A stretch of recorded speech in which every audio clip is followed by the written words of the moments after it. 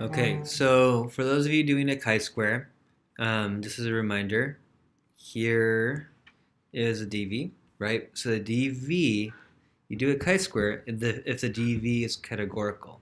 So the dv in this study was, well, were people willing to participate in a study, yes or no? If they said yes, they were willing to participate, right? Here you have your IVs, facial expression. Let me make this a little bit bigger. Smile, flat. Here you had dress, workout, lab coat, right? So workout clothes or lab coat. Just so you could see that I've entered the information correctly. Here is my data. You have 0 and 1. You want to make sure that all your data is in the form of numbers, right? And that you've coded, or here I went to the variable view, you've labeled everything correctly. And the way to check that is to go to data view and turn this on. Oh, there you go. And you'll see whether you have those labels on there. If you see any numbers after you check this and you have the text on, then there's probably something missing, right? You probably have one level you haven't labeled, or maybe you made an error in terms of entering your data. Okay, so now that we have that, you can do your analysis, right? So you're going to do your analysis one IV at a time. Just because doing analysis with two IVs and one DV, one categorical DV is more complicated than what we need to do in this class. I'm just going to have you do two chi-squares. So let's do the first one. So you go under Analyze, you go under Descriptive Statistics, and you go to Crosstabs. Okay, you go here and you include one of your IVs and your DV. I'm not including dress because I'm going to do that next, okay? Then you go into statistics, you check off chi-square, that's your actual analysis, and you check off phi and Kramer's V. Okay, that's your effect size. And press continue. I'm going to click on cells, and I want all the percentages, right? So to do that, click row, column, total. So you can't just close it, you need to press continue. Now I'm set. I'm going to press OK, and now I have my analysis. You are actually, let me sort of go over what you have here. Here you have the number of participants. Here it's saying that they took into account how many participants across total, ignoring what IVs they were in. So here you have 19 participants, right? So you're going to have more than that. And what you're looking for is you're looking for the table that says chi-square tests, right? So in that table, you're going to look under asymptotic significance, two-sided.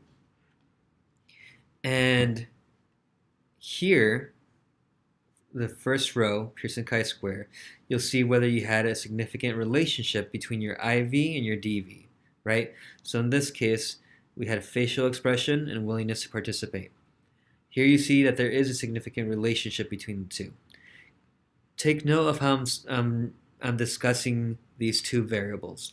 Rather than comparing two different conditions, right? Rather than saying people who had caffeine were more willing to participate than people who didn't have caffeine, I'm focusing on the relationship between the two variables, between your IV and your DV. So we do have a significant relationship, and where you can look to see in which situation people were more willing to participate is here, looking at all the statistics. I recommend looking at the actual counts. Those make more sense. You do, you can report some of the percentages in your results section, but it's fine if you report the totals as well. So for example, you might say that there was a relationship with facial expression and willingness to participate, right? Here's flat affect, or not smiling. Here's smiling, right? And here's willingness to participate. So actually, this sort of probably counter to what you expected, but here you have 10 people who participated when approached without a smile, right? Here it says participation, yes. Here you have 7 people, right? Here I'm looking at smile, who said no to participation during a smile, right? So it looks like people are more willing to participate when they're approached by somebody who's not smiling. So again, here's willingness to participate. When not smiling, how many said yes? How many said no to when not smiling? Here's smiling. Here's how many people said no with a smile when approached by a researcher who was smiling. And here's how many people said yes when approached to a researcher who was smiling. So let's go ahead and do the other one. Again, here's a p-value. And actually, here's a effect size, right? So you would also report this, keeping in mind that a number that's closer to 1, right, is better in this situation. Anything that's closer to 1 signifies a strong relationship between the variables. You could almost think about it in terms of a correlation, right? When we are getting into the range of 0.7, 0.8, that's really good. So let's go ahead and do another one. So you could just go directly from here. You don't have to go back to the data sheet. Go to Analyze, go to Descriptives, go to Crosstabs, and one thing to keep in mind is that any settings you ran last time are going to be saved. So let me show you under cells. This is still checked off. Under statistics, this should be, and this should be also still checked off. I'm still going to keep this because that's my DV. I'm going to get rid of facial expression and bring over dress. Okay?